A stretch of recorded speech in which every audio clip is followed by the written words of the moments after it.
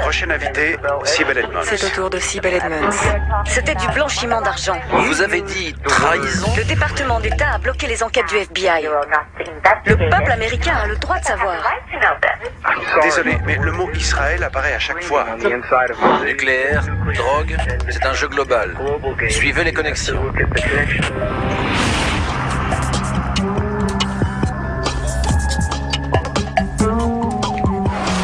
Née en Iran, d'origine turque, Sibel Edmonds est une ancienne employée du FBI.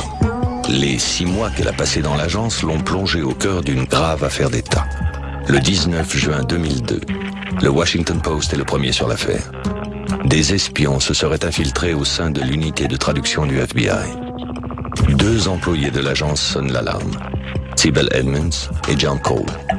Elle est traductrice, lui est agent du contre-espionnage. À cette époque, les 2 individus ne se connaissent pas encore. Je voulais la rencontrer pour l'aider. Je sentais que je devais lui venir en aide. Je savais qu'elle avait raison et qu'elle disait la vérité. Mais je voulais voir sa vision des choses. 2 sénateurs ont reçu les confidences de Sibel Edmonds et de John Cole. Ils confirment au Washington Post la gravité de l'affaire. Le FBI refusait de me donner ses coordonnées. Personne ne voulait parler.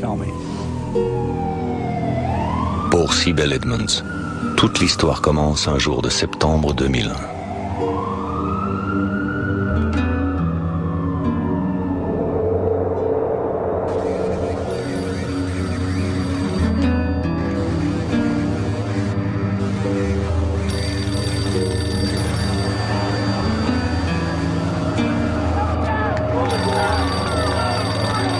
Je n'aurais jamais imaginé que je deviendrais un jour traductrice.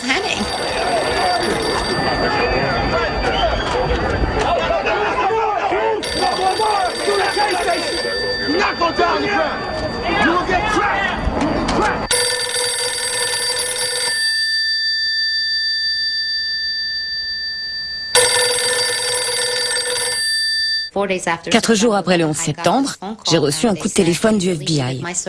Ils m'ont dit qu'ils avaient besoin de mes services. Les vérifications étaient faites et ils voulaient savoir quand je pouvais commencer. Je leur ai dit que je ne pouvais pas, j'allais en fac, je travaillais. Ils m'ont dit, pas de problème, vous serez vacataire et vous pourrez choisir vos horaires. Nous sommes vraiment en manque de traducteurs. Il y avait énormément de documents et d'enregistrements à traduire, des comptes rendus d'interrogatoire de tous les gens qui avaient été arrêtés. Et la plupart de ces gens ne parlaient pas anglais. Our first effort is to identify any associates related to the hijackers. Victory will come over time.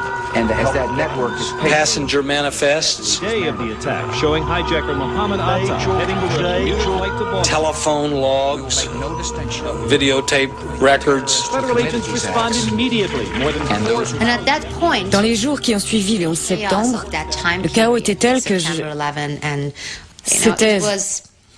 Je pouvais pas dire non.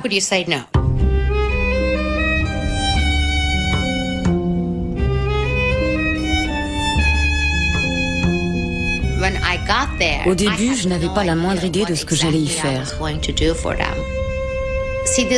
Cette unité de traduction du FBI est l'un des départements les plus secrets du FBI. Il y a 200 à 300 traducteurs qui travaillent sur des centaines de langues.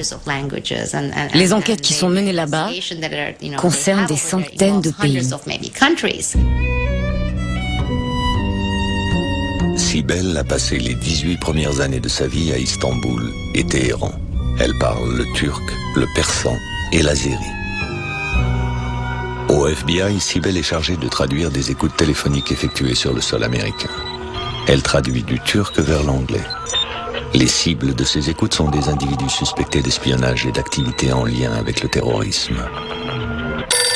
2 mois après son embauche, un matin de décembre 2001, Cybelle et son mari Matthew ne savent pas encore que leur destin va brutalement basculer à l'issue d'un événement en apparence anodin.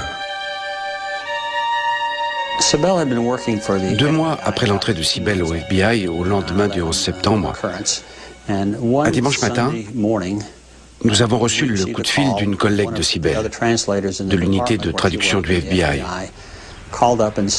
Elle se proposait de nous rendre visite pour nous présenter son mari que nous ne connaissions pas. Cybelle connaissait bien sûr sa collègue. Son nom est Melek Jeanne Dickerson. Son mari s'appelle Douglas Dickerson. J'étais assis ici. Cybelle était là, à côté de moi. Melek Dickerson était assise ici et Douglas Dickerson là-bas. C'est surtout le mari qui a fait la conversation. Il a commencé par parler de lui. Il avait travaillé pour l'US Air Force pendant plusieurs années, en Turquie et en Asie centrale. Lui et Melek s'étaient rencontrés durant son séjour en Turquie. À l'époque, il s'occupait de livraison d'armes pour le compte du gouvernement. Il était officier de liaison dans la région chargée de l'acheminement de matériel militaire.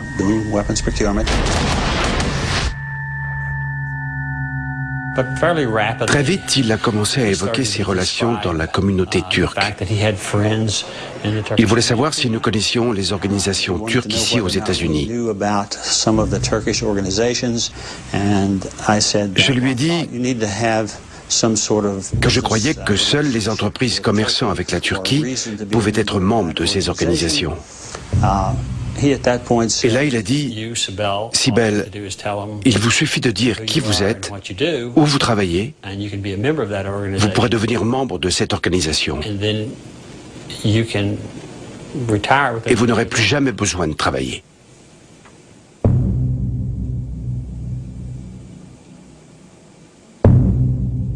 Cybelle réalise qu'elle vient d'être approchée par des espions infiltrés au FBI.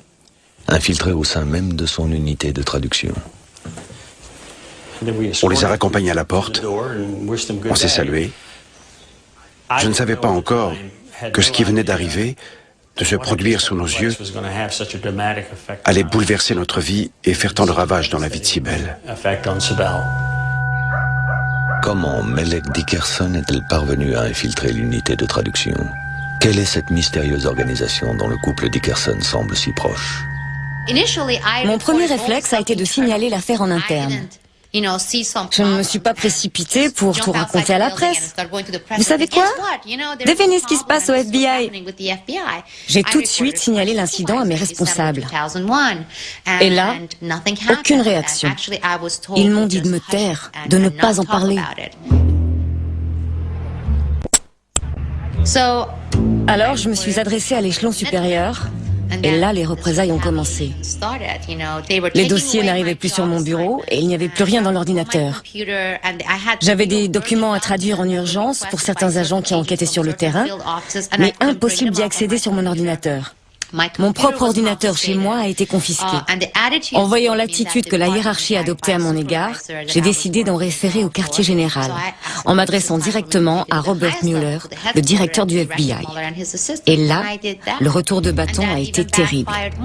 Pour Robert Mueller, directeur du FBI, la jeune traductrice devient gênante. Un nouveau cycle de représailles s'enclenche. Cybelle est conduite dans un immeuble borgne de Chinatown pour subir un passage au détecteur de mensonges. Ils m'ont demandé si j'avais été approchée par, vous savez, des espions qui cherchaient à me recruter.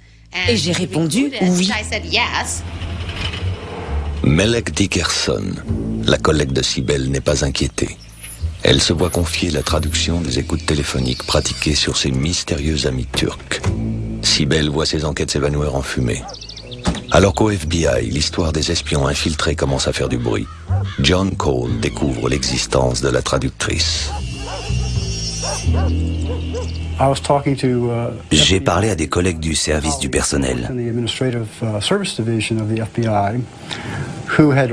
Ils avaient lu le rapport d'enquête interne sur le dossier Edmonds Et là, c'était un tout autre son de cloche que celui de la direction. Pour eux, Sibel Edmonds avait raison sur toute la ligne, et la hiérarchie le savait très bien. Une responsable s'est même demandé comment le FBI allait se tirer de cette affaire. C'était le 22 mars, un vendredi, vers 4h20 de l'après-midi. Vous voulez que je rentre dans les détails? Bon, je m'apprêtais à quitter mon bureau pour rentrer chez moi. Mon superviseur m'arrête et me dit de la suivre. Elle m'emmène dans le bureau d'un responsable. On me fait asseoir sur un canapé en cuir. Le responsable du département sécurité me demande de lui remettre mes clés de bureau, mon badge, etc. Je commence à retirer mon badge. Puis-je savoir le motif du licenciement? Pour quelle raison vous me virez? Attendez, on n'a aucune raison à vous donner. On peut vous virer à tout moment. Vous voulez savoir pourquoi on vous vire? On vous vire parce qu'on en a envie. On vous vire parce que vous avez été raconter vos histoires partout, jusqu'à la direction. Et de toute façon, on n'a pas à se justifier. Alors maintenant, vous allez nous suivre dehors.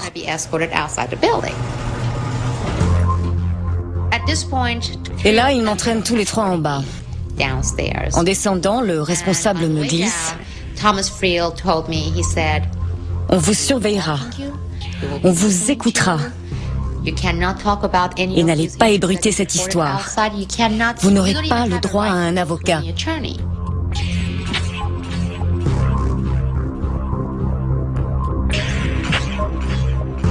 La culture du FBI est toujours la même. Tuer le messager. L'affaire Edmonds a pris une tournure bien étrange. Le nom d'Eddie Dickerson se murmure à voix basse dans les services. Pour eux, il est temps de disparaître. Douglas et Melek Dickerson s'envolent pour l'Europe. Ils ne reviendront pas. Cette affaire que Sibel Edmonds a révélée, l'histoire des Dickerson, c'est très inquiétant. Je me suis décidé à lui envoyer un email, lui disant qui j'étais, pourquoi je voulais la rencontrer, et je lui ai laissé mon numéro de téléphone. Le soir même, elle m'a appelé. On a discuté, tout concordait. Elle m'a demandé si j'avais travaillé sur la Turquie. J'ai dit que oui. Elle m'a demandé si je connaissais tel ou tel nom. Elle avançait par petites allusions, et c'était à moi de poursuivre, de dire ce que je savais. Et là, elle hochait la tête ou clignait de l'œil. C'est là que j'ai compris où elle voulait en venir. Je pense qu'il faut une enquête indépendante, sans interférence du ministère de la Justice. Ils veulent étouffer l'affaire, tout autant que le FBI. Ils veulent qu'elle se tienne tranquille. J'ai peur pour elle. Si quelqu'un au gouvernement pense qu'elle devient trop gênante, qu'elle attire trop l'attention, on ne sait pas jusqu'où il pourrait aller. Surtout quand on sait jusqu'où tout ça remonte. Désavouée par le FBI, Sibel Edmonds décide d'alerter le Congrès des États-Unis. Quelques semaines après son licenciement, un rendez-vous est pris avec les sénateurs Leahy et Grassley, deux figures du Congrès. Les deux hommes disposent d'habilitation sécurité nationale. Sibel dévoile tout ce qu'elle sait. Si vous voulez tous les détails de mon histoire, je demande à m'exprimer dans une pièce sécurisée, à l'abri des micros, devant des personnes autorisées à entendre des informations secret défense. C'est moi qui voulais que l'information ne circule pas n'importe comment. Et là, ils ont commencé à me parler de la protection due aux whistleblowers. Je leur ai dit, minute, je suis pas une balance. Ils m'ont répondu, vous ne dénoncez pas, vous sonnez l'alarme. Et je continue à dire non. Il m'a fallu des mois pour comprendre que j'étais bien un whistleblower. Sibel ne s'arrête pas au Congrès. Elle ouvre deux autres fronts. Elle porte plainte en justice pour licenciement injustifié et pour retrouver sa liberté de parole. Et elle obtient qu'une enquête interne soit menée par ces hommes, inspecteurs du ministère de la Justice. Je me suis adressée au Congrès, à l'inspecteur général du ministère de la Justice. J'ai fourni les pièces et les documents nécessaires. Tout ce qu'il me reste à faire, c'est attendre qu'ils résolvent le problème, que le FBI fasse le ménage en interne. C'est une question de mois, maximum un an. Les mois passent. Voyant que les enquêtes piétinent et que le Congrès reste muet, Cybelle alerte la presse. L'affaire commence à faire du bruit. Il existe des traductions de ces écoutes téléphoniques. Où croyez-vous que soit la vérité? Il faut que le peuple américain soit au courant de tout ça. Je parle de ceux qui ont pris la décision de ne rien faire, malgré certaines traductions et les informations fournies par le renseignement, avant le 11 septembre et après. Le gouvernement s'est bien gardé de mettre en cause les officiels qui sont liés à Al-Qaïda, au plus haut sommet de l'État. C'est tout simplement kafkaïen. La traductrice a déjà trop parlé. Le dossier dérange. Le directeur du FBI passe la main au ministre de la Justice, John Ashcroft. La réaction de John Ashcroft sera d'une violence inouïe. Le 18 octobre 2002, le jour de mon 10e anniversaire de mariage, j'ai été informée que le ministre de la Justice, John Ashcroft, avait invoqué ce privilège très rarement employé, le State Secret Privilege.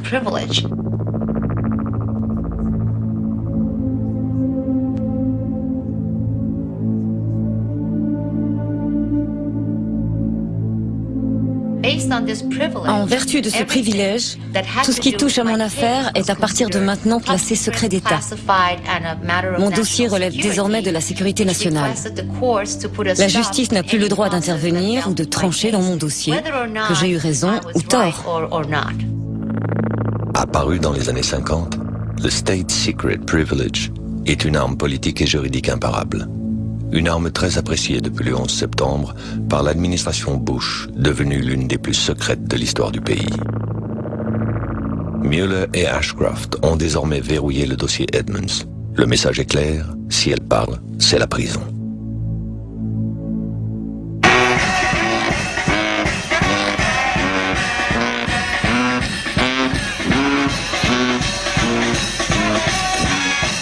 Écrasée par la raison d'État, Cybelle va être oubliée. Elle traverse 2 longues années de solitude.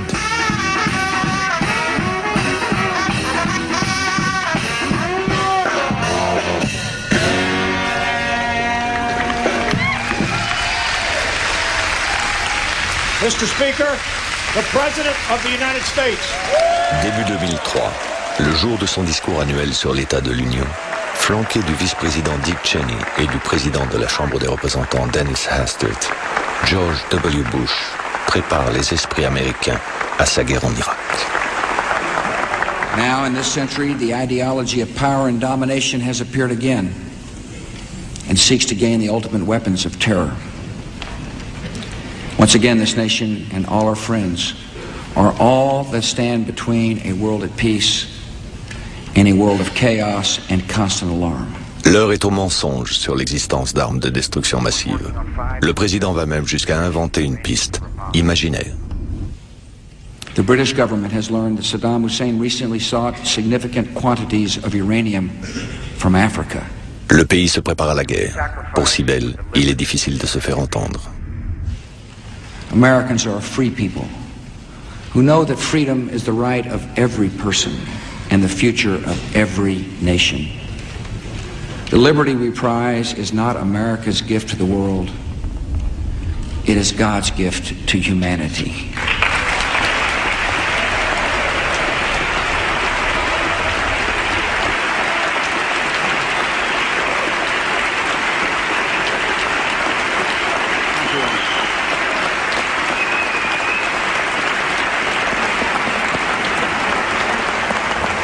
C'était vraiment une époque horrible, horrible. J'ai fini par me dire que tout était bloqué. Et c'est à cette période qu'ils ont mis en place la commission du 11 septembre. We must uncover every detail and learn every lesson of September the 11th. Soucieuse de rassembler le pays en ces temps de guerre, L'administration Bush accepte la création d'une commission d'enquête indépendante sur le 11 septembre. Cette commission est chargée de faire toute la lumière sur les défaillances du renseignement américain qui ont permis l'exécution des attaques. Le pays entier retient son souffle. C'est notre unique chance, cette commission du 11 septembre. Eux, ils vont nous dire ce qui ne va pas. Par exemple, à l'unité de traduction du FBI, il y a beaucoup de choses qui ne vont pas. Devant la commission, Sibel témoigne à huis clos et révèle encore une fois tout ce qu'elle sait, dans l'espoir que son dossier soit exposé publiquement. À ce moment-là, la Maison-Blanche commet sa première erreur. Condoleezza Rice venait juste de faire une déclaration. I don't think anybody could have predicted that these people would take an airplane and slam it into the World Trade Center. Ça pour un bobard. Quand on connaît le travail fait par les agents, quand on pense aux traductions qui avaient été faites, oser dire « nous n'avions aucune information spécifique », mais quel mensonge éhonté! Et de la part du conseiller aux affaires de sécurité nationale en plus. Oser dire ça, alors que tous les dossiers lui arrivent. Et c'est là, dans les couloirs de la commission du 11 septembre, que les familles des victimes ont parlé de moi aux journalistes, en disant que je faisais partie de ceux qui étaient scandalisés par les récents propos de Condoleezza Rice. Du coup, les caméras se sont tournées vers moi. On m'a demandé « Que pensez-vous de tout ça ?» J'ai redit qu'il s'agissait bien d'un mensonge éhonté. Et pour la première fois, j'ai fait la une de toute la presse.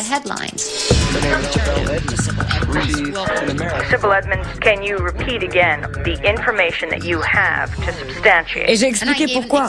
Candy Rice avait dit « nous ». Nous, c'est tout le monde du renseignement. FBI, CIA, NSA. C'est ça que nous veut dire. Et elle a bien dit « nous ». Les déclarations de Sibel Edmonds sèment un doute ravageur dans une Amérique en mal de vérité. Condoleezza Rice est contrainte à une humiliante séance d'explication publique. As I said to you in the private session, I probably should have said I could have not imagined, because within 2 days, people started to come to me and say, oh, but there were these reports in 1998 and 1999. C'est là que j'ai commencé à rompre mon isolement, à sortir de ma coquille, à dire les choses, à avoir une visibilité publique plus grande.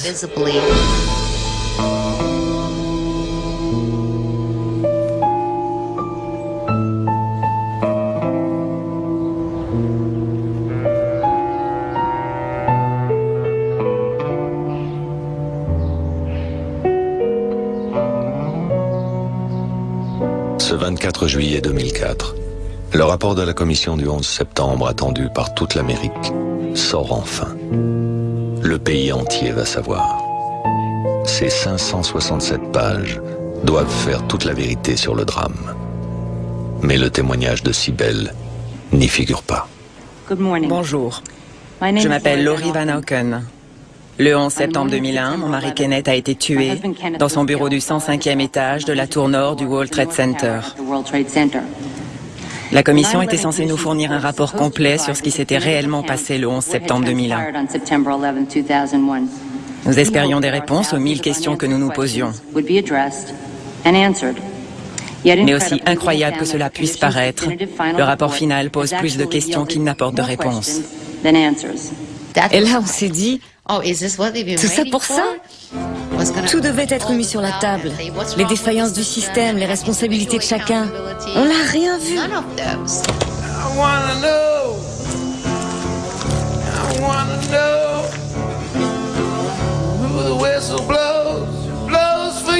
Ce que nous avons eu est une insulte à l'intelligence du peuple américain. Un viol de la mémoire de nos morts. Et pourrait nous être fatal bientôt. J'ai passé 3 jours enfermé à tout lire, ligne après ligne.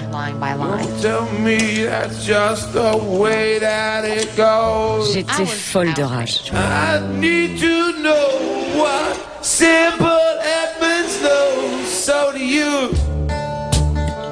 Des whistleblowers du renseignement ont voulu témoigner devant la commission. Soit la commission a refusé de les entendre, soit leur témoignage a été sous-estimé pour ne pas dire passer à la trappe. Tout le monde a été félicité.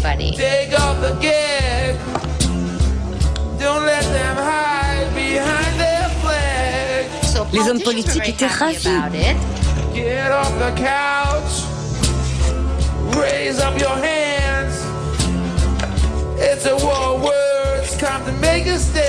Grâce à nous, la commission a auditionné une traductrice du FBI, Cybelle Edmonds. Cybelle est parmi nous.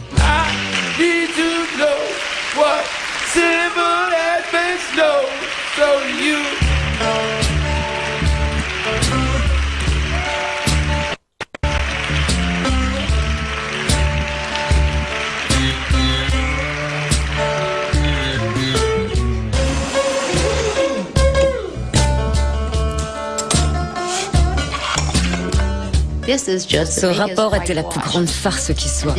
Tout l'inverse de ce qu'ils avaient promis au peuple américain. Je vois 3 trous dans cette œuvre de fiction. Le témoignage de personnes comme Cybelle Edmonds, le niveau de vigilance de notre nation et la scène du crime que fut le 11 septembre. Les enquêtes ont été complètement bâclées. C'est très inquiétant. On sait bien que lorsque les agences fédérales font l'objet d'un rapport et que dès la sortie du rapport, ces agences s'en félicitent, on peut être sûr qu'il y a quelque chose qui cloche. Cybelle devient une héroïne moderne.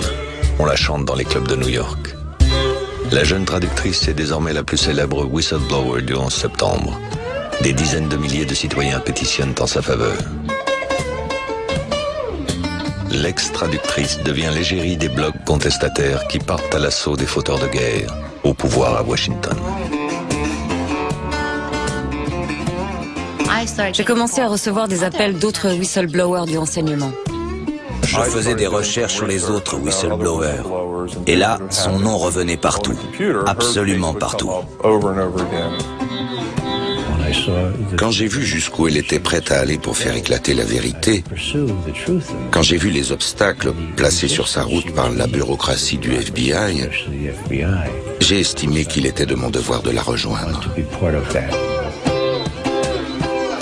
C'est quelqu'un de désintéressé. Elle n'a rien à gagner à tout ça. Elle a fait ça par amour, pour sa nouvelle terre d'adoption. Mais ils l'ont brisée. America, how are you? Here on Democracy Now! I'm Amy Goodman in Washington. We are talking about state secrets. We are talking with whistleblowers. Cybelle Edmonds in our Washington studio, an FBI translator with top security clearance, or I should say an ex-FBI translator, who looked back before September 11th to translate and look at the pre-911 wiretap conversations. We're also joined by Daniel Ellsberg, one of the world's most famous whistleblowers. Dan Ellsberg. Yes, I want to repeat Je voudrais dire toute mon admiration à Cybelle Edmonds pour ce qu'elle a entrepris depuis 2 ans. Et là, je me suis sentie si fière. Oh mon Dieu! Je lisais déjà des choses sur Dan Ellsberg dans mes livres d'histoire, à l'époque où je vivais en Turquie. Et là, il vient pour parler de mon affaire. Le père spirituel de tous les whistleblowers. Dan Ellsberg vient me rendre hommage. Cet ancien haut fonctionnaire du Pentagone a contribué à arrêter la guerre du Vietnam en rendant public 7000 pages de documents confidentiels défense, les Pentagon Papers. Alors élevé au rang d'ennemi public numéro 1 par le président Nixon, Ellsberg risque la prison à vie. Le peuple américain lui donne raison. Daniel Ellsberg devient un héros national. J'espère qu'il y aura d'autres whistleblowers comme Cybelle Edmonds. Des fonctionnaires qui disposent d'informations qui pourraient sauver de nombreuses vies devraient, selon moi, parler publiquement, quitte à payer un prix élevé pour cela. Je ne dis pas qu'il devrait aller aussi loin que Cybelle Edmonds dans son combat face au gouvernement. C'est à chacun de décider, mais la question mérite d'être posée. Soutenu par Daniel Ellsberg, Cybelle lance un appel à tous les agents du renseignement. Très vite, ils sont une centaine à la rejoindre. Nombre d'entre eux étaient déjà sur la piste du terrorisme islamique avant le 11 septembre. Depuis, la Maison-Blanche a tout fait pour les rabattre sur une piste sans issue, Bagdad. Mais avec le retour des premiers cercueils américains d'Irak, le doute a envahi Washington. Pour la jeune femme, l'heure de la contre-attaque est venue. Elle crée le tout premier groupe d'agents du renseignement qui s'élève contre la raison d'État. Bonjour, je m'appelle Cybelle Edmonds. Aujourd'hui, nous sommes là pour la conférence de presse de la coalition des whistleblowers du renseignement. Elle est vraiment tenace. Elle ne cède pas quand on veut la marginaliser ou lui apprendre les manières. Avec elle, ce genre de jeu ne marche pas. C'est vraiment quelqu'un. Quand vous allez entendre ces noms, vous allez mieux comprendre ce que cela veut dire d'être un whistleblower du renseignement et qui sont ces gens. Il fallait que l'on se rassemble, qu'on parle tous d'une même voix, qu'on se fasse entendre collectivement. Pas un, pas deux, pas trois, regardez combien nous sommes. Et les adhésions se multiplient.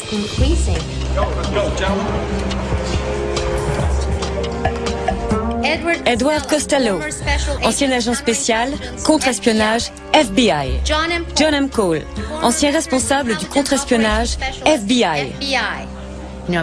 Quand vous voyez ces gens de 20 ans d'expérience, bardés de médailles, ces patriotes couverts d'honneur, reconnus pour leurs compétences, tous mis plus bas que terre. Steve Elson, agence fédérale de l'aviation. John Vincent, ancien agent spécial contre-terrorisme FBI. On a été contraint de parler publiquement uniquement parce que le FBI refusait de nous écouter. Et si rien ne bouge, plus aucun agent du FBI n'osera parler. Et qui en paiera le prix? Nous tous. Matthew Fogg, US Marshals. Tant que le Congrès ne sera pas vraiment décidé à agir, chaque fois que vous être pris pour cible, ce sera à nous de dénoncer ces choses publiquement. Cette coalition vous le dit. Trop, c'est trop. Merci beaucoup. Le Sénat a des pouvoirs absolument considérables. Ils peuvent, s'ils le veulent, organiser des auditions publiques. Ils peuvent citer Sibel Edmonds et tous les autres. Ils peuvent leur faire prêter serment et les faire témoigner. Notre Congrès a ce pouvoir.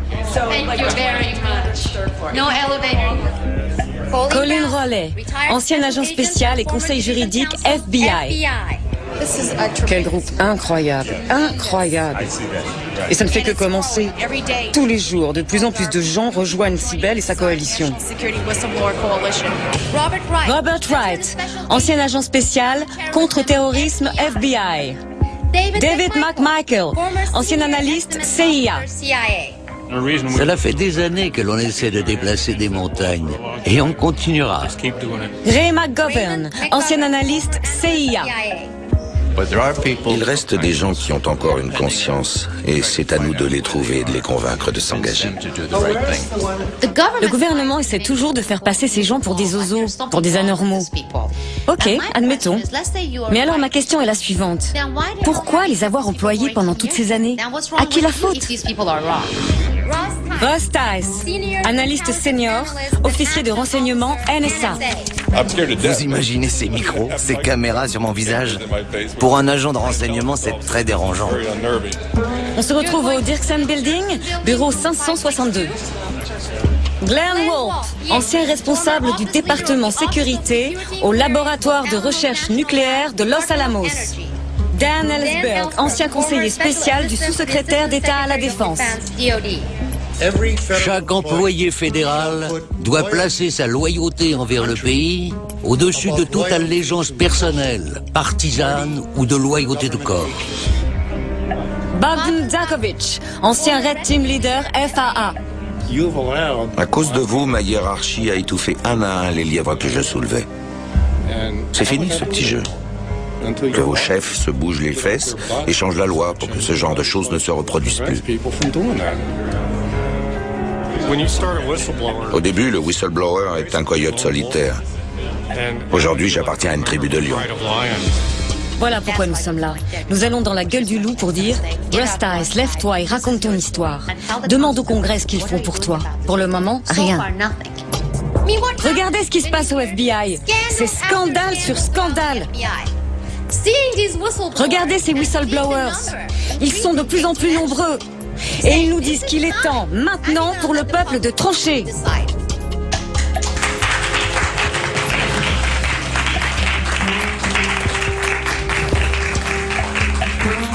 Nous n'allons pas nous arrêter là. Nous allons partir en croisade pour protéger tous ces héros de la nation.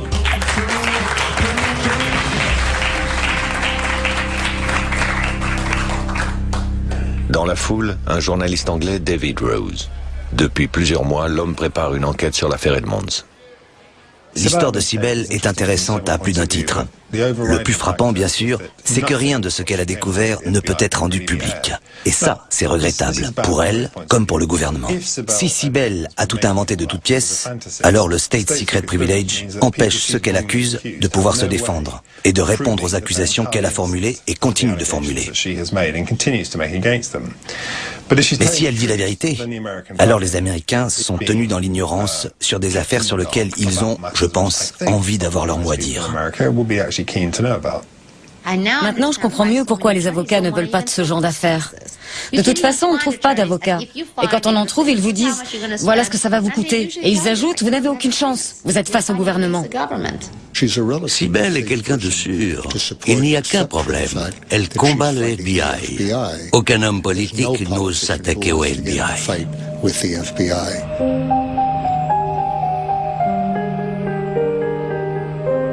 Manhattan, 15e étage d'une tour donnant sur l'East River, siège de l'American Civil Liberties Union.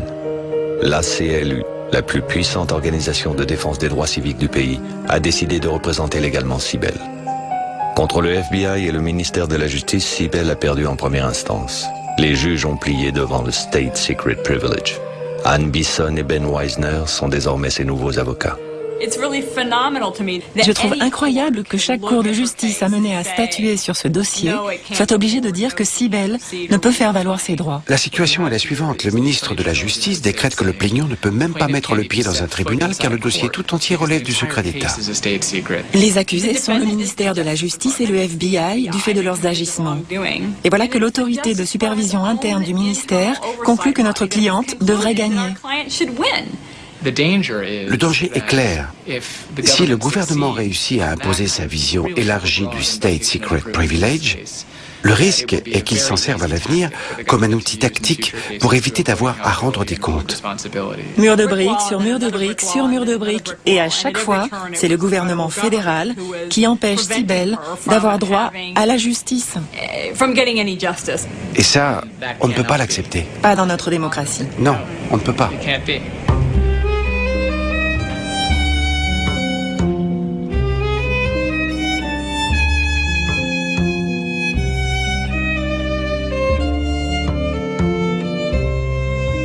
En janvier 2005, Sibel et ses avocats obtiennent la déclassification partielle de l'enquête interne du ministère de la Justice sur le dossier Edmonds.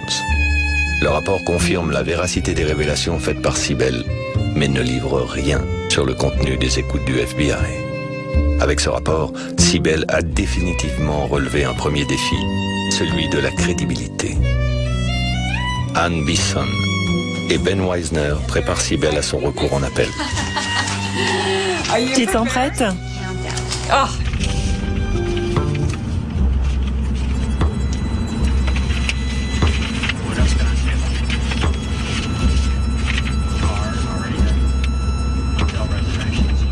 Dans l'attente de son retour en justice pour le procès en appel contre le FBI et le ministère de la Justice, Sibel s'échappe quelques jours pour la Floride, occasion de rompre avec le climat oppressant de Washington.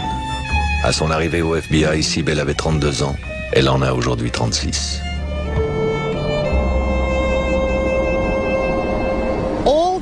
Cet acharnement contre moi montre bien à quel point mes adversaires ont peur de cette affaire. À chaque fois qu'une porte se referme sur moi et que je me cogne la tête, je me sens plus forte.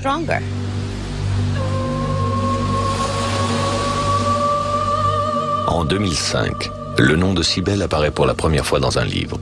Son auteur, Paul Sperry, est un journaliste d'investigation. Il s'intéresse au réseau d'infiltration islamique aux États-Unis. Il revient sur le cas Edmonds et l'affaire des Dickerson. Paul Sperry a écrit 2 chapitres sur mon affaire et des affaires similaires au bureau de Washington du FBI.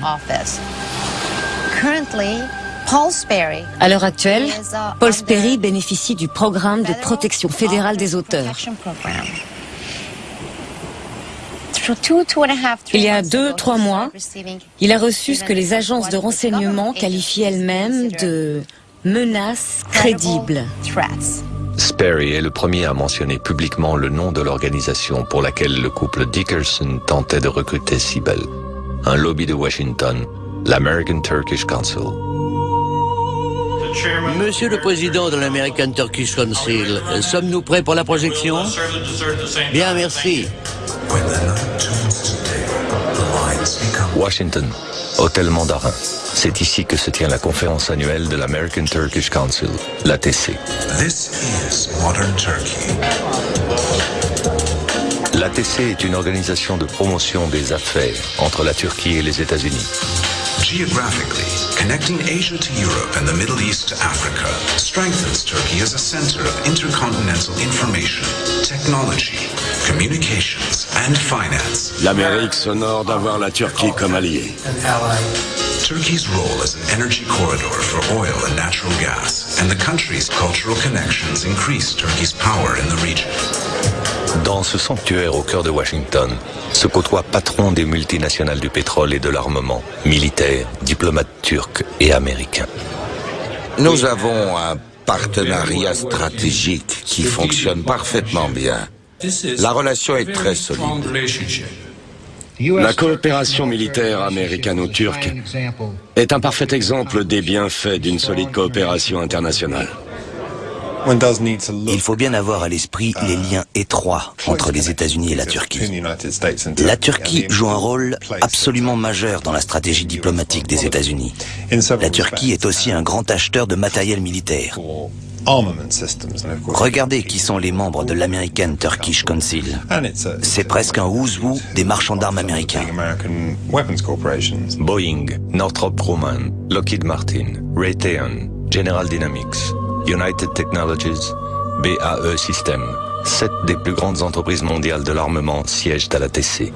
220 milliards de dollars de chiffre d'affaires cumulé, l'équivalent de la moitié du budget militaire américain ou européen. Avec la Turquie, ces entreprises ont trouvé le client en or, l'acheteur compulsif.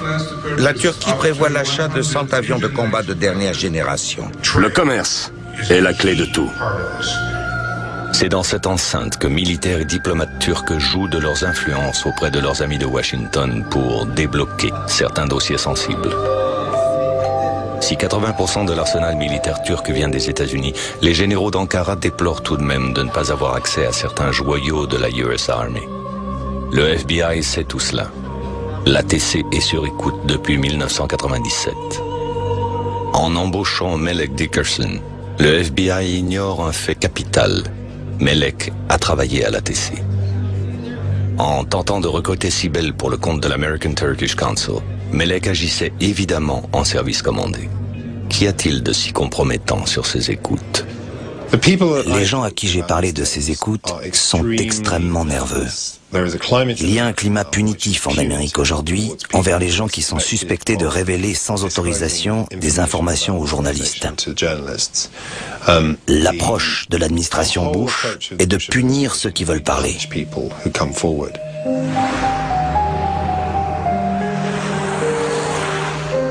23 avril 2005, c'est enfin le jour de l'appel. Sibel et ses avocats vont invoquer le premier amendement, c'est-à-dire la liberté d'expression. Ann Bisson, Ben Weisner et Sibel veulent faire sauter définitivement le verrou du State Secret Privilege. En témoignant de faits de corruption et d'agissements criminels, Sibel Edmonds a exercé son droit au premier amendement. Elle n'aurait jamais dû perdre son emploi pour avoir alerté ses supérieurs. Dans ce dossier, tous les éléments convergent dans le même sens. Il ne devrait plus y avoir d'ambiguïté possible.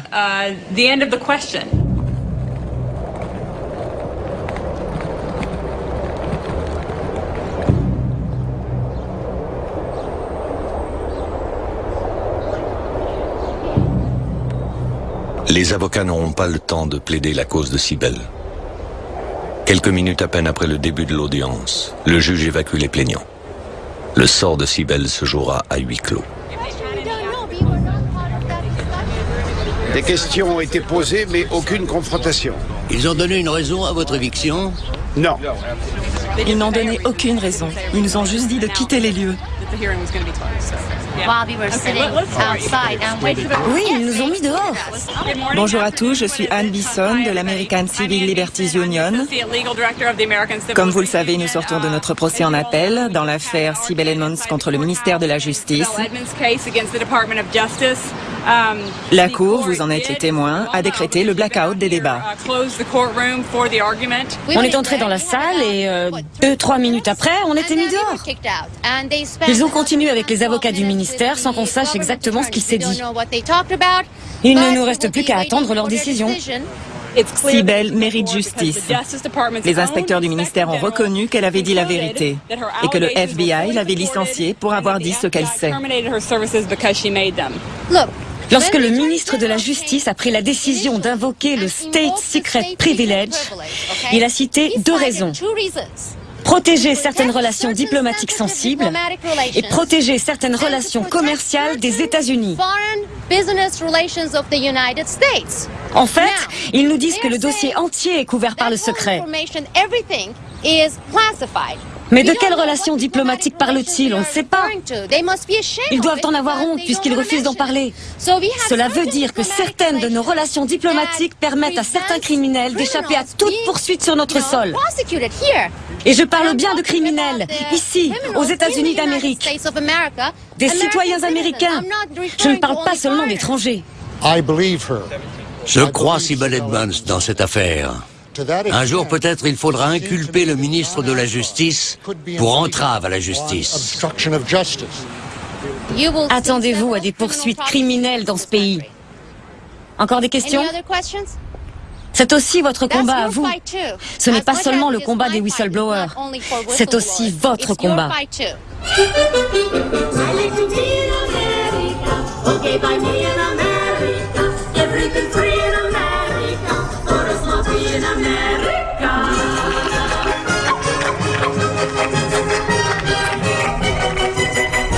Quelques jours après le procès, le verdict tombe. Sibel a perdu en appel contre le ministère de la Justice. Pour celle que ses avocats considèrent désormais comme le citoyen le plus bâillonné de toute l'histoire du pays, il ne reste qu'un recours, la Cour suprême des États-Unis. Bienvenue en Amérique pour notre fête de l'indépendance. Dave, quel âge a le pays? 239 ans? Non, 229 ans. Vous voulez savoir à quel point les Américains peuvent être bêtes? Posez des questions, on ne répondra pas. La fête de l'indépendance reste la fête de l'indépendance. Je ne laisserai pas quelques poissons pourris me dégoûter d'être un patriote. Donc je suis là. Nous venons chaque année. Nous vivons dans un pays absolument merveilleux. On lui doit tellement. C'est vraiment un grand pays. C'est triste de voir à quel point les autres pays nous jalousent. Depuis le 11 septembre, tout le monde est sur les dents. Et c'est tant mieux. On est tous plus vigilants, mais nous n'avons pas peur. On a de bons soldats pour nous protéger. Les États-Unis font ce qu'il faut faire. Ouais, vous inquiétez pas. Vous connaissez un endroit sûr dans ce monde? Il y a toujours un problème quelque part.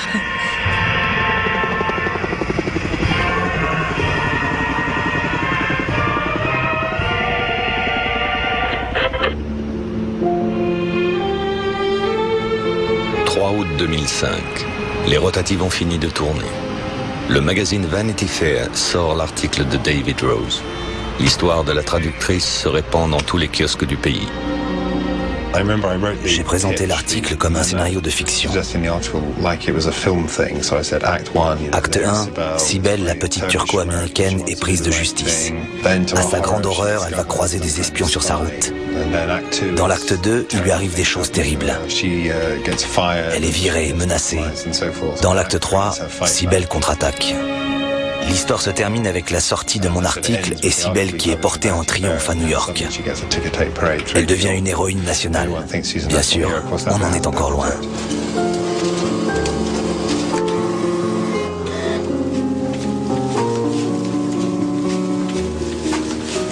Le voilà. Oh mon Dieu, le voilà. Arrêtez les machines. J'ai envoyé un email à Sibel et je n'ai pas eu de réponse. On devrait peut-être l'appeler.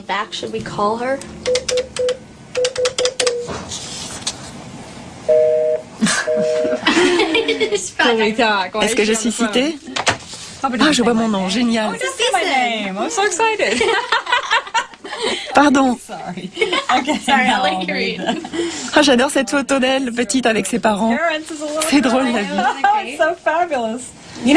Tu savais qu'elle était née en Iran? Bien sûr.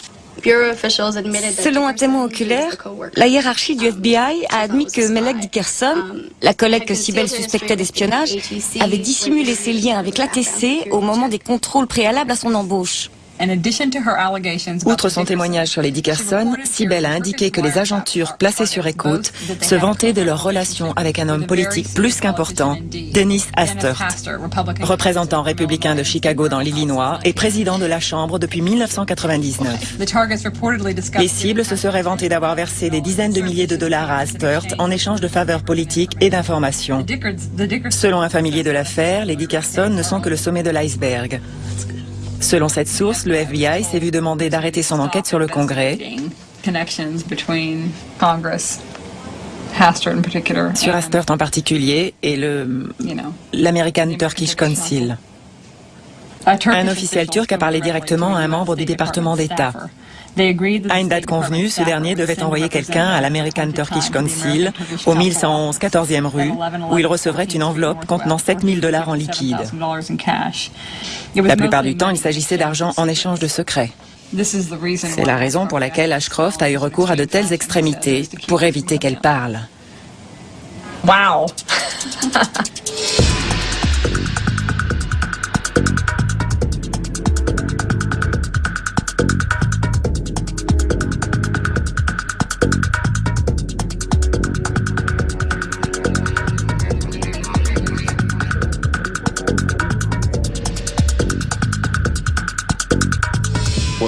Sybil a révélé au Congrès qu'il y avait bien des enquêtes sur des cibles turques.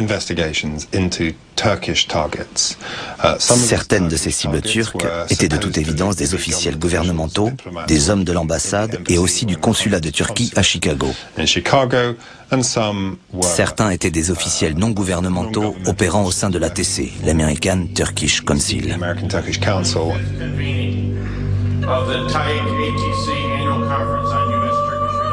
Mon avis est que cet article est un véritable tissu de mensonges. Aucun journaliste responsable ne voudrait y apporter crédit. Dans l'article, on peut lire « Les écoutes ont montré à Sybil Edmonds que le bureau de Washington de l'ATC servait de façade à des activités criminelles. Ce que nous démontons de la façon la plus catégorique qui soit. Je décline votre demande d'interview. Nous ne parlerons plus à la presse. L'affaire est désormais entre les mains de nos avocats. » Toujours nié, toujours caché. L'ATC applique à la lettre le vieil adage du monde du renseignement. Mis en cause par Vanity Fair, le président de la Chambre des représentants répond par l'intermédiaire de son porte-parole. C'est abracadabrantesque. Les grands journaux n'ont pas repris l'info parce qu'il n'y a aucune preuve. À notre connaissance, le journaliste n'a jamais eu accès à ces écoutes. C'est ridicule. Le président n'a pas de lien avec des intérêts américano-turcs. C'est juste de la lecture de plage. Bientôt, on mettra sur le dos du président de la Chambre la rupture entre Jennifer Aniston et Brad Pitt. Dans un pays secoué par les scandales d'espionnage depuis le 11 septembre, les révélations de Vanity Fair sont accueillies dans une relative indifférence.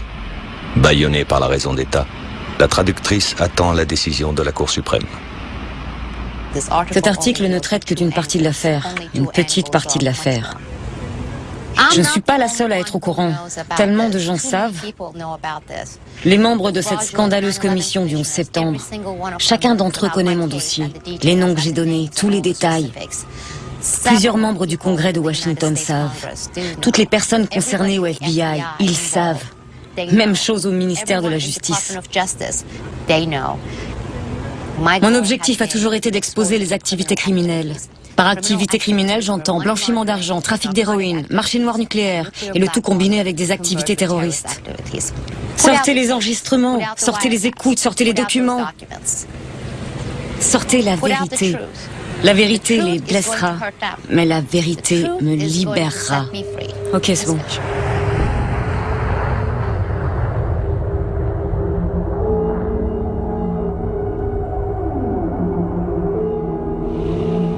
Un agent de renseignement américain connaît la suite de l'histoire. Cet agent est familier des réseaux d'espionnage technologique turcs.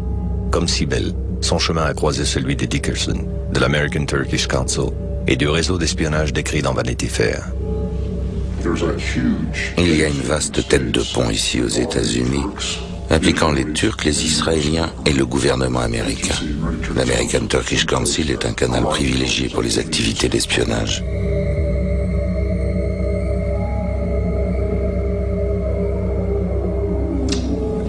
Tout ce qui pourrait renforcer leur arsenal militaire est le bienvenu. Tout type d'armement, nucléaire si besoin. Tout les intéresse. Du hardware au software. Il y a des gens au ministère des Affaires étrangères et aussi au Congrès qui ont aidé les Israéliens et les Turcs à se procurer des documents secrets défense et des technologies dont l'accès est restreint. C'est pour cacher tout ça qu'ils ont fait taire Sibel Edmonds. Je pense qu'elle sait encore bien d'autres choses. Certaines personnalités très influentes aux États-Unis ne veulent pas que l'affaire de Sibel soit exposée. Je veux parler de la clique des néoconservateurs. On a vu leur influence sur la diplomatie américaine avec la guerre en Irak. Il se trouve que ces gens sont aussi très proches de la Turquie. Ils sont prêts à tout pour que la Turquie reste un allié des États-Unis. Ils ont toutes les raisons de faire taire Sibel. Ils veulent que tout reste dans l'ombre. Voilà les ennemis de Sibel. Les interlocuteurs d'Ankara à Washington et au Pentagone sont les néoconservateurs évoqués par David Rose. Ces hommes sont omniprésents dans l'administration républicaine. Regroupés derrière l'actuel vice-président Dick Cheney, ces idéologues sont depuis toujours des partisans de l'augmentation des budgets militaires au service d'une ligne dure en politique étrangère. Ils ont fait leurs premières armes sous Ronald Reagan. Dans les années 90, sous Bill Clinton, les plus influents d'entre eux sont recrutés par les grandes entreprises de l'armement. Ils reviennent au pouvoir avec George W. Bush. Ils sont également très proches de la droite israélienne.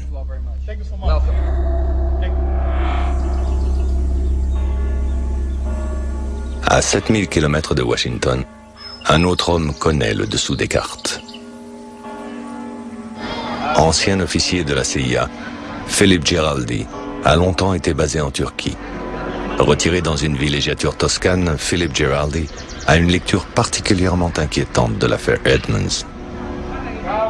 Il y a un an environ, j'ai fini par relier les principaux fils de l'histoire. J'ai compris ce qu'elle essayait de dire, mais qu'elle ne pouvait pas révéler du fait de son bâillon juridique. Pour moi, la méthode était claire, suivez la piste de l'argent. Israël et la Turquie ont des accords de défense depuis les années 70. Ces relations se sont considérablement renforcées dans les années 80 et 90. Il y a une raison à ça. Israël établit des relations avec un pays musulman, ce qui est politiquement très intéressant. La Turquie, de son côté, bénéficie d'une relation avec Israël, un pays très apprécié par le Congrès des États-Unis, entre autres. La Turquie reçoit une assistance militaire, obtient un accès privilégié à des armes. Tout ça sous l'œil complice de l'administration américaine, ce qui n'est pas une mince victoire pour la Turquie, compte tenu de son invasion de Chypre. Bref, la Turquie est gagnante, Israël est gagnant. Les néoconservateurs qui sont au milieu de tout ça sont également gagnants, du fait de leur rôle d'intermédiaire. Comme tous les intermédiaires, ils font de l'argent, monnaient leur influence. Et dans la mesure où beaucoup d'entre eux sont juifs, ils sont perçus comme proches d'Israël. Bref, ils ont tout à gagner à cette relation trilatérale ou triangulaire, au même titre que les autres. Giraldi vient de publier un article sur l'affaire Edmonds. Concis, accusateur, l'article paraît dans une revue bien informée, The American Conservative. En quelques paragraphes, Giraldi revient sur l'American Turkish Council et les groupes d'influence israéliens et turcs aux États-Unis, évoque leurs liens financiers avec les autorités turques, leur liaison dangereuse avec le complexe militaro-industriel américain. La Turquie veut pouvoir acheter de tout et évidemment des technologies placées sous embargo. Connaissant les forces en présence du fait de mon expérience à la CIA, j'en ai déduit que les Turcs, les Israéliens et ces officiels américains, dont la plupart émargeaient au ministère de la Défense, se livraient de toute évidence au commerce des armes. En recrutant la fine fleur des amis d'Israël aux États-Unis, les généraux turcs ont mis dans le mille. En 10 ans, la Turquie va recevoir plus de 12 milliards de dollars en assistance militaire gratuite des États-Unis. Reconnaissant, Ankara ouvre son espace aérien à l'aviation israélienne. Un espace aérien inespéré en terre d'islam. Les hauts plateaux anatoliens, frontaliers de la Syrie et de l'Iran. Au milieu des années 90, le triangle américano-israélo-turc vit son âge d'or. À Washington, deux figures de la droite néoconservatrice incarnent les amis américains de la Turquie et d'Israël. Giraldi donne des noms. Le très charismatique Richard Pearl, surnommé le prince des ténèbres, et Douglas Feith, son fils spirituel, un caractère moins flamboyant mais une dévotion très grande à la cause des colons en Israël. Ces deux anciens du Pentagone sont les pivots du triangle américano-israélo-turc. Douglas Feith a été appointé comme consultant par la Turquie de la fin des années 80 jusqu'au milieu des années 90. Richard Pearl, lui aussi, a été consultant pour le compte du gouvernement turc. Ces deux hommes sont très liés à certaines compagnies d'armement israéliennes. Richard Pearl est bien connu dans le monde du renseignement. Je crois pouvoir dire que tous ceux qui connaissent son parcours vous diront qu'il est un agent d'influence de l'État d'Israël. C'est en 1970 que Richard Pearl est inquiété pour la première fois pour ses liaisons dangereuses avec Israël. À l'époque, il est sur écoute du FBI. En 1982, c'est au tour de Douglas Feith d'être débarqué du Conseil de sécurité nationale pour avoir transmis des informations secrètes à l'État hébreu. En 1986, 88 et 98, leurs plus proches collaborateurs sont inquiétés par la CIA et le FBI, pour les mêmes raisons. La dernière affaire en date éclate en 2005. Des documents ultra confidentiels sur le programme nucléaire iranien sont illégalement transférés du Pentagone à l'ambassade d'Israël. Douglas Feith est à nouveau en première ligne. Mr. Shukr, did anyone in your office give classified documents to Israel or Ahmed Shalaby? No. I mean, I'm, as you know, that's a matter that's being investigated. I don't know of that, but it's a matter that's under investigation. Tous ces gens, à un moment ou à un autre, ont fait l'objet d'enquêtes du FBI pour avoir passé des secrets à Israël. Ils n'ont jamais fait l'objet de condamnation. Les poursuites ont toujours été abandonnées, en raison, selon moi, de pression politique. Il y a des mots que l'on ne prononce pas, comme Israël et espionnage. En 1996, un rapport officiel remis au Sénat américain conclut que le pays A est le plus agressif en matière d'espionnage sur le sol américain de tous les pays alliés. Le FBI et la CIA confirment officieusement à la presse que le pays A est Israël. La Turquie espionne très activement aux États-Unis. Israël est infiniment plus actif. Israël est très présent sur le sol américain. Chaque année, le FBI établit un classement des pays les plus actifs en matière d'espionnage. Chaque année, on a le même premier et deuxième. En premier, la Chine, en deuxième, Israël. Mais les amis influents ne peuvent pas tout. Pour agir discrètement sur le sol américain, Israël et la Turquie ont aussi recours à une méthode parfaitement éprouvée, les sociétés écrans. Les sociétés écrans turques se comptent par centaines aux États-Unis. Beaucoup ont réussi à décrocher des contrats secrets défense avec le gouvernement. Cela leur ouvre bien des portes. C'est là où je voulais en arriver. Pour en savoir plus, regardez du côté de Giza. Giza Technology est une petite société d'import-export de Secaucus, dans le New Jersey. Son responsable est turc. Il s'appelle Zeki Bilmen. Cet homme figurait sur les écoutes du FBI que traduisait Sibel Edmonds. Des écoutes révélatrices sur les activités de Giza. À l'été 2003, Giza Technology exécute une curieuse commande vers l'Afrique du Sud. Giza livre 200 détonateurs électroniques à un courtier israélien du Cap, relation d'affaires de Zeki Bilmen. La commande est tout sauf anodine. Ces équipements servent à la détonation nucléaire. Leur exportation, comme celle de l'uranium enrichi, n'est autorisée que vers des pays signataires du traité de non-prolifération nucléaire, comme l'Afrique du Sud.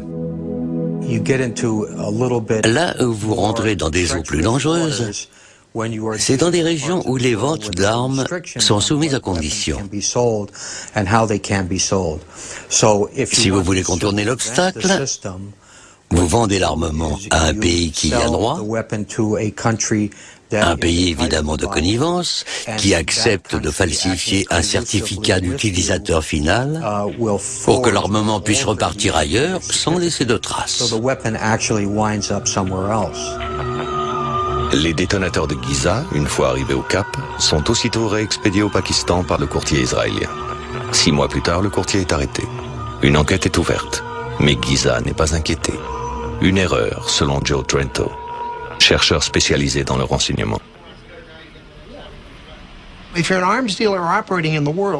Quand un marchand d'armes se retrouve sur des marchés de ce calibre, il agit rarement sans le soutien d'un gouvernement. Croire que ces compagnies, ces courtiers opèrent seuls, c'est de la foutaise. C'est impossible. D'où cette question. Qui a permis tout ça ? Pourquoi Giza n'est pas inquiété? Il se pourrait que Giza ait été utile dans le passé. Giza a pu servir de couverture aux renseignements américains, ou plus sûrement israéliens, vu les personnages impliqués. Les États-Unis et la Turquie ont des relations très étroites, mais il n'est pas de relation plus étroite que la relation États-Unis-Israël.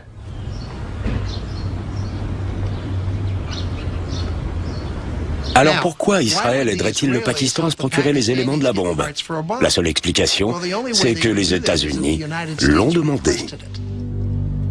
En pointant du doigt l'affaire des Dickerson, Sibel ne pouvait imaginer que le puzzle à reconstruire pouvait mener aussi loin. À 12 000 km de Washington, aux portes d'Islamabad, un homme est en résidence surveillée. Le destinataire des détonateurs de Giza, Abdelkader Khan. Cet ingénieur métallurgiste formé en Hollande est le père du programme nucléaire pakistanais. Un programme ultra secret, initié à la fin des années 70, et destiné à contrer l'Inde, l'ennemi héréditaire, déjà détenteur de l'arme nucléaire. Des compagnies turques ont travaillé pour le programme nucléaire pakistanais pratiquement dès le début du réseau AQ-Khan. David Albright est un expert international de la prolifération nucléaire. Un homme qui connaît la face cachée de la bombe pakistanaise et le rôle de plaque tournante joué par la Turquie dans le marché noir nucléaire.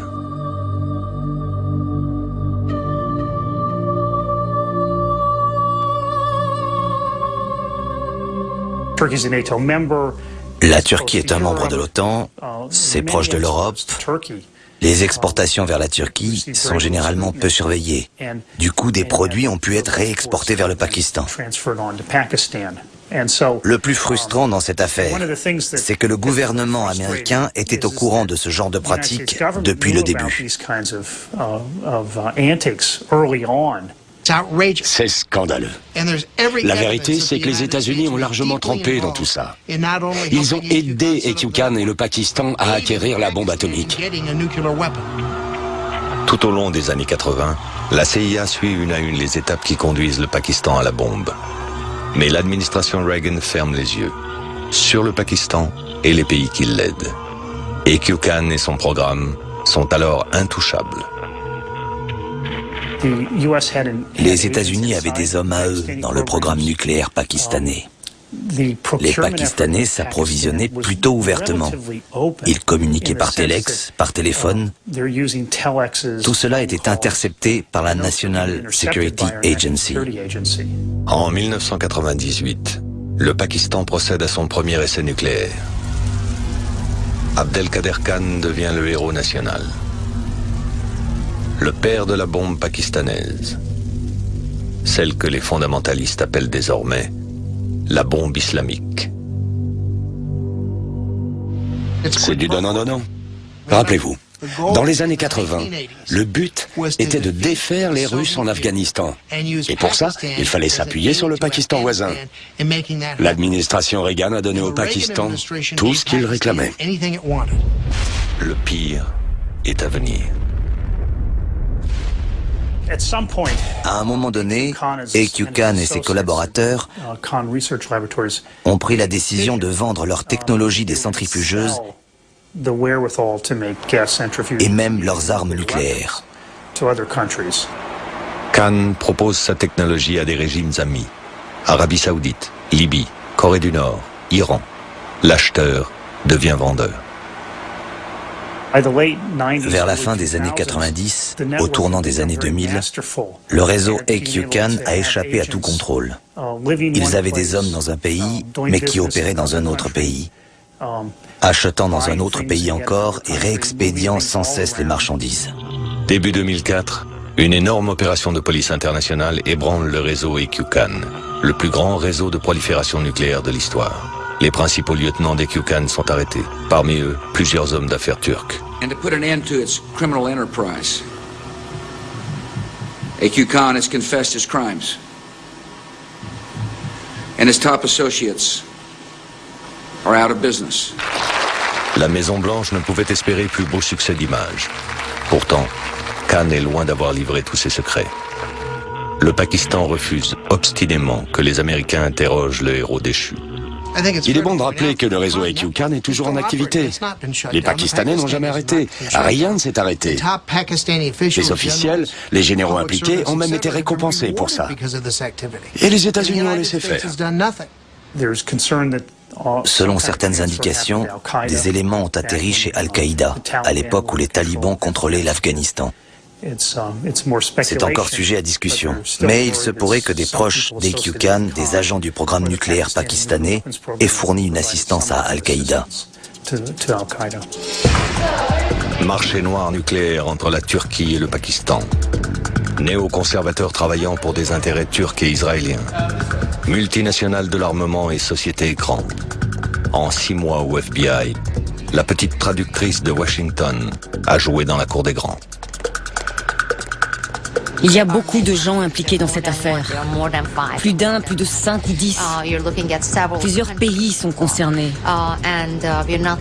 Et il n'y a pas un grand secret unique qui pourrait se résumer en une phrase ou en un mot. Depuis une vingtaine d'années, une autre femme est sur la piste du marché noir nucléaire. Cette piste l'a conduite du Pakistan à la Turquie, sur cette antique route de la soie. Une route où se côtoient aujourd'hui l'héroïne et les armes, le pétrole et le gaz. Le visage de cette femme, l'Amérique n'aurait jamais dû le connaître. En juillet 2003, des fuites en provenance de la Maison-Blanche conduisent à la publication dans la presse de son nom et de celui de son employeur. Cette femme s'appelle Valerie Plame. Elle travaille dans l'unité de contre-prolifération de la CIA. Le scandale Plame devient très vite l'affaire Plame.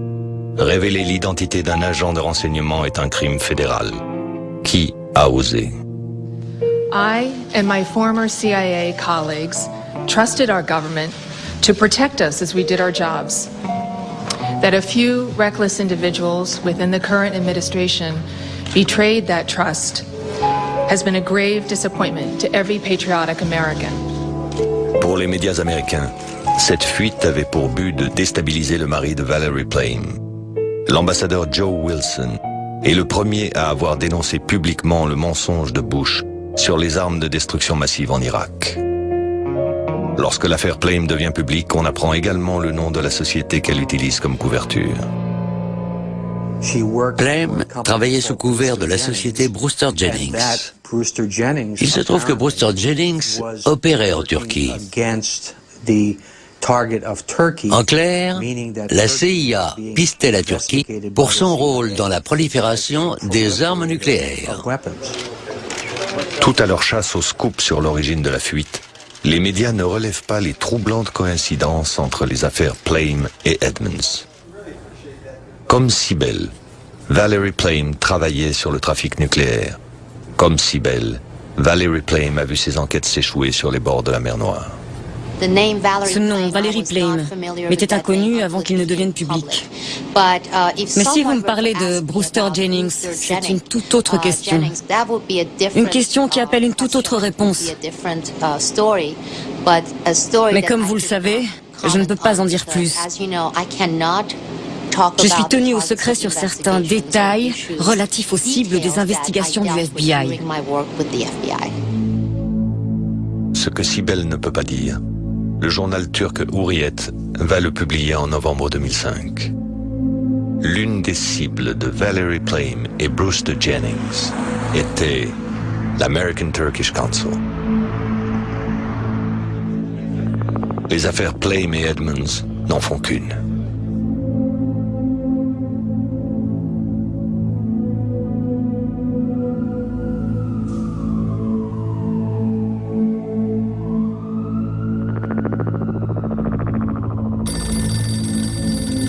Je n'aurais jamais imaginé que je deviendrais un jour traductrice. Valerie Plame vient de commencer son combat judiciaire contre le gouvernement américain. Pour Sibel Edmonds, le jeu est terminé. À l'automne 2005, la Cour suprême a rejeté son dossier. En réalité, les dés étaient jetés depuis longtemps. Le sort de la traductrice a été scellé 3 ans plus tôt, à Washington, un jour d'automne. Lors d'une réunion qui se tient dans le plus grand secret, sont présents des avocats du ministère de la Justice, des émissaires du Pentagone et du département d'État, ainsi qu'un haut responsable du FBI. L'objet de cette réunion, Sibel Edmonds. Le State Secret Privilege a été invoqué non par le FBI, mais par le Pentagone et le département d'État. Ils ont exigé que Sibel Edmonds ne soit plus en mesure de parler.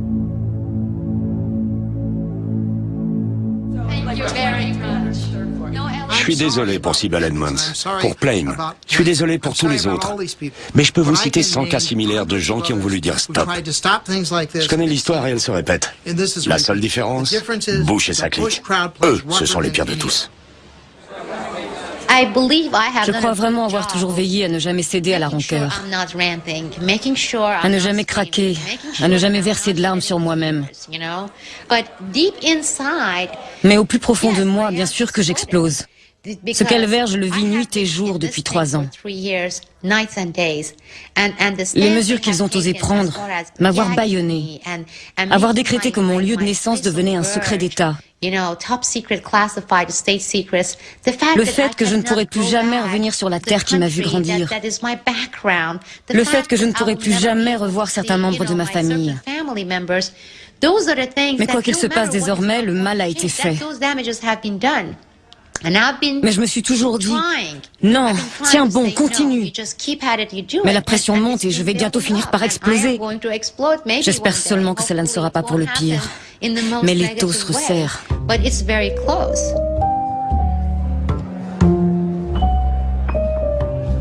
Hello, I'm Paul Newman. For the past 14 years, we've been honoring courageous Americans who have defended their First Amendment rights against overwhelming odds, and in so doing, affirmed the protection of the First Amendment for all of us. Sibel Edmonds adds luster to this distinguished group of honorees with her refusal to back down from her confrontation with the FBI. In his straight-talking way, President Harry Truman said, "Whenever one American who has done nothing wrong is forced by fear to shut his mouth, then all Americans are in peril." Sibel Edmonds would not let an intimidating FBI shut her mouth, and as a result suffered grievous consequences. But she has persevered, and we are better off for her sacrifices. PEN American Center is pleased to present Sibel Edmonds with the 2006 PEN Newman's Own First Amendment Award.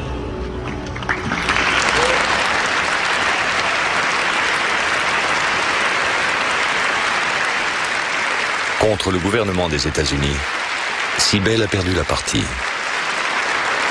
Mais au début de l'année 2006, la reconnaissance lui vient de cette prestigieuse organisation internationale d'écrivains et de journalistes, des défenseurs envers et contre tout de la liberté d'expression. Aujourd'hui, nous sommes face à des despotes qui invoquent la sécurité nationale et le secret pour occulter la réalité de leurs actes. Bâillonner et qualifier cela de privilège. Restons vigilants. Nos libertés sont en danger. Et ce n'est pas le fait des terroristes. Non, ces attaques viennent de l'intérieur, de notre propre gouvernement. Si nous ne prenons pas ces attaques pour ce qu'elles sont, si nous ne nous dressons pas pour parler,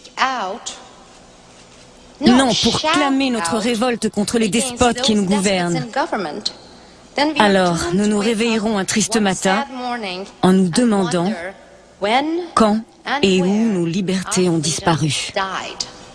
Thank you.